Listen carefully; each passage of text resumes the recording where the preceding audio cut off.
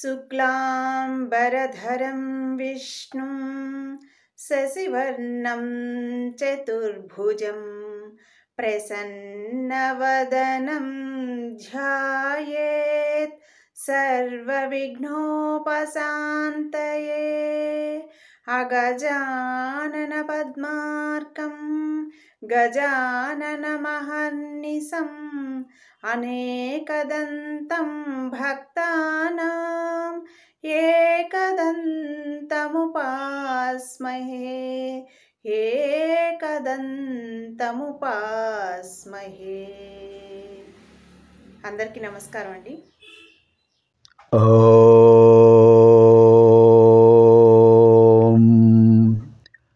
శ్రీ గురుభ్యో నమః. ఓం ఐం హ్రీం శ్రీం శ్రీమాత్రే నమః. ఓం ఐం హ్రీం శ్రీం శ్రీమాత్రే నమః. ఓం ఐం హ్రీం శ్రీం శ్రీమాత్రే నమః. ఓం ఐం హ్రీం శ్రీం శ్రీమాత్రే నమః. ఓం ఐం హ్రీం శ్రీం శ్రీమాత్రే నమః.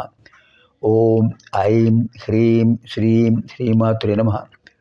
ఓం ఐం హ్రీం శ్రీం శ్రీమాత్రే నమః. ఓం ఐం హ్రీం శ్రీం శ్రీమాత్రే నమః. ఓం ఐం హ్రీం శ్రీం శ్రీమాత్రే నమః.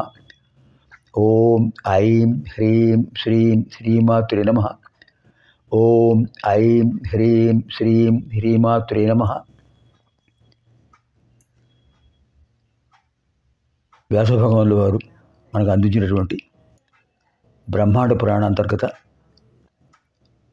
శ్రీ లలితా రహస్యనామ సహస్తోత్ర మంత్రభాగంలో ఇప్పుడు ద్వితీయ శ్లోకంలో ప్రవేశిస్తున్నాం. నమో దేవ్యై మహాదేవ్యై శివాయై సతతం నమః. నమః ప్రకృత్యై భద్రాయై నియత ప్రణతాస్మతాం. అర్చనకాలే రూపగత సంస్తుతికాలే శబ్దగత చింతనకాలే ప్రాణగత తత్వవిచారే సర్వగత. మనం నిన్నటి రోజున దిగ్బంధం చేసి ధ్యాన శ్లోకాలు చదవడం ప్రారంభించాం. అందులో మొదటి శ్లోకం అయిపోయింది. సింధూరారుణ విగ్రహాం త్రినయనాం మాణిక్యమౌళి స్ఫురత్ తారానాయక స్ఫురత్. ఇక్కడ కల్పించాలి, ఇదంతా ఒక పదం. సింధూరారుణ విగ్రహాం త్రినయనాం మాణిక్యమౌళి స్ఫురత్ తారానాయక శేఖరాం స్మితముఖీం ఆపీనవక్షోరుహాం పాణిభ్యామళిపూర్ణరత్నచషకం రక్తోత్పలం బిభ్రతీం సౌమ్యాం రత్నఘటస్థరక్తచరణాం ధ్యాయేత్పరామంబికాం. ఇప్పుడు ద్వితీయ శ్లోకం. అరుణాం కరుణాతరంగితాక్షీం ధృతపాశాంకుశ పుష్పబాణచాపాం అణిమాదిభిరావృతాం మయూఖైః అహమిత్యేవ విభావయే భవానీం. అరుణాం కరుణాతరంగితాక్షీం ధృతపాశాంకుశ పుష్పబాణచాపాం అణిమాదిభిరావృతాం మయూఖైః అహమిత్యేవ విభావయే భవానీం.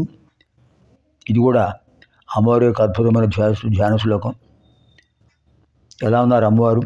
అరుణాం మొదటి శ్లోకంలో కూడా చెప్పారు సింధూర అరుణ విగ్రహం.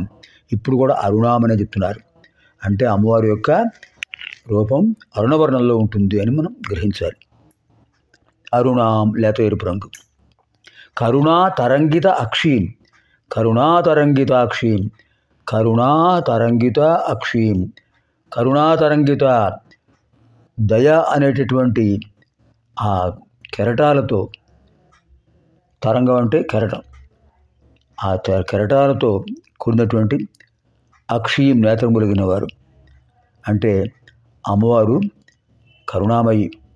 అమ్మవారి దృష్టి కరుణాంతరంగమై ఉన్నది. కరుణాతరంగితాక్షీం కరుణా తరంగాలు అలా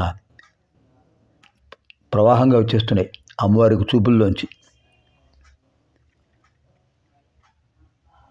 ధృత పాశ అంకుశ పుష్పబాణచాపాం ధృత పాశ అంకుశ పుష్పబాణచాపాం ధృత పాశ అంకుశ పుష్పబాణ చాపాం. పుష్పబాణ చాపాం. అమ్మవారి చేతుల్లో ధృత అంటే ధరించారు. అమ్మవారు తమ చేతుల్లో ధరించారు. వేటిని? పాశ, ఒక దాంట్లో వరుణపాశం, రెండవ చేతిలో అంకుశ, దుష్టులను శిక్షించడం కోసం.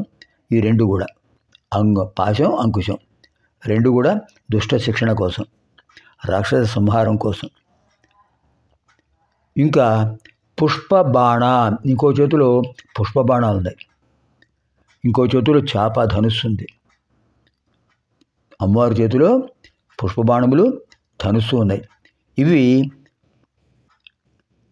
తన భక్తులను ఆకర్షించడానికి అమ్మవారు వేసేటటువంటి ప్రయోగించే సున్నితములైన సుమబాణములు పుష్పబాణములు. ఆ ధనుస్సు కూడా విశేషమైనటువంటిది. ఇంకా అణిమాదిభి ఆవృతాం, అణిమాదిభి ఆవృతాం మయూఖై. మయూఖ అంటే కిరణాలు, మయూఖ అంటే కిరణాలు. ఆ కిరణాలు ఎలా ఉన్నాయంటే అణిమాదిభి, అణిమాది అష్టసిద్ధులే మయూఖాలు. అణిమ, మహిమ, గరిమ, లఘిమ, ప్రాప్తి, ప్రాకాశం, ప్రాకామ్యం, ఈశత్వం, వశత్వం, 8 అష్టసిద్ధులు అంటారు. అణిమ, మహిమ, గరిమ, లఘిమ, అణిమ, మహిమ,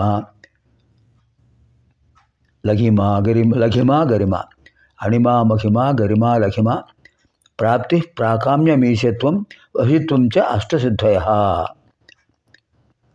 అణిమ, అణువులో అణుత్వం పొందుతారు, సూక్ష్మ రూపం ధరిస్తారు సిద్ధులు. ఆ సిద్ధి పొందినవాడు, అష్టసిద్ధులు పొందినవాడు. అణిమ,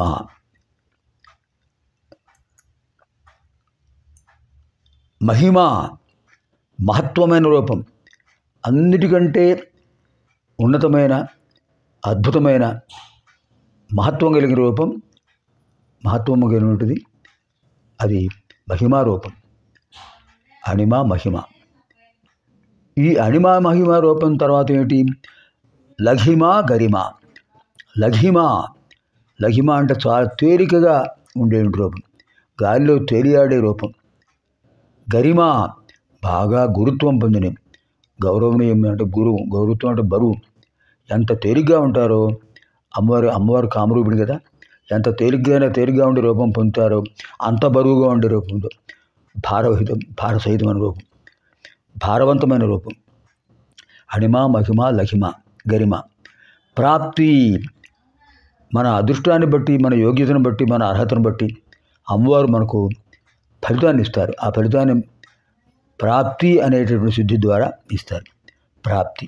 ప్రాకామ్యం, ప్రకామత్వం అంటే పూర్తిగా అమ్మవారిని స్మరించేటువంటి విశేషమైన ఆ ధ్యానంలో ఉండిపోతాం, దాన్ని ప్రాకామ్యం అంటారు.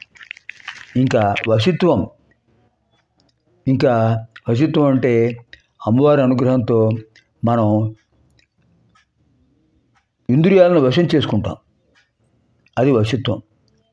ఇంద్రియాలను వశం చేసుకునే శక్తిని వశిత్వం అంటారు. ఈశత్వం, వశిత్వం.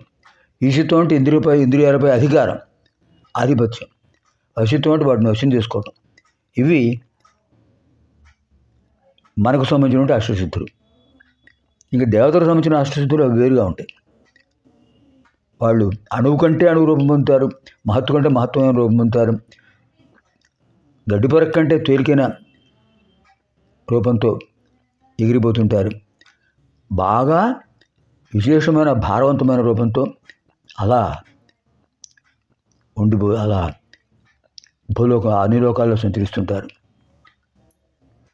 ప్రాప్తి, ప్రాకామ్యం, ఈశత్వం, వశిత్వం. అద్భుతం, మహిమలు పొందుతూ ఉంటారు.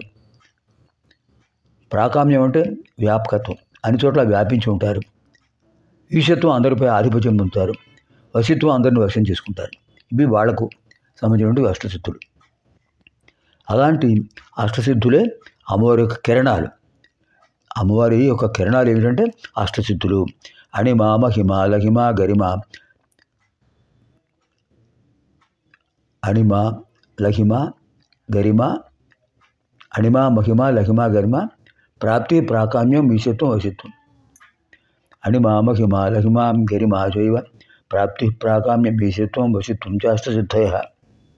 అలాంటి అద్భుతమైన కిరణాలే అమ్మవారి యొక్క అష్టసిద్ధులు.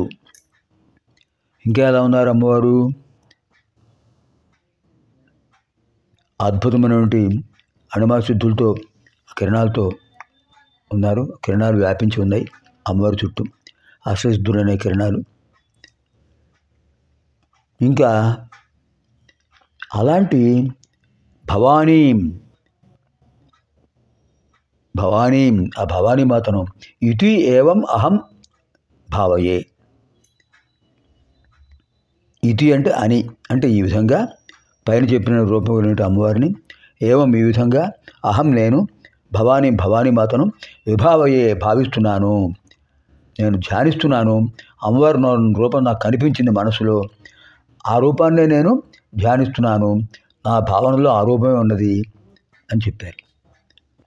అరుణాం కరుణాతరంగిదాక్షీం ధృతపాశాంకుశ పుష్పబాణచాపాం అణిమాదిభిరావృతాం మయూఖై అహమిత్యేవ విభావయే భవానీం అహం ఇతి ఏవ భవానీం విభావయే.